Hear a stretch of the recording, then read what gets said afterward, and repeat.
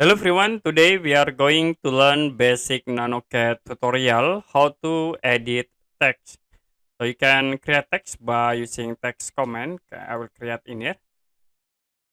Next you can set the names equal sample.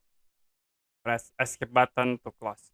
Now to edit this text you can select and then you can go to properties tab. So in here you can see in the text option you can change for the style and then justify height. Okay, like I will set into 40 or small for height. You also can set for the rotation and width factor. If you want to change for font, you can type style, press enter to be sure for text style in it. You can change for font at this point. You can choose like into this option.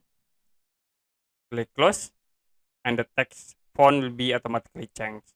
So you can type style, press enter. You can set font name, extra. Okay, this is like for bold or regular.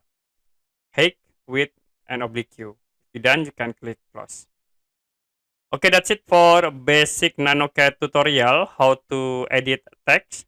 If you have any question about tutorial, you can comment below this video.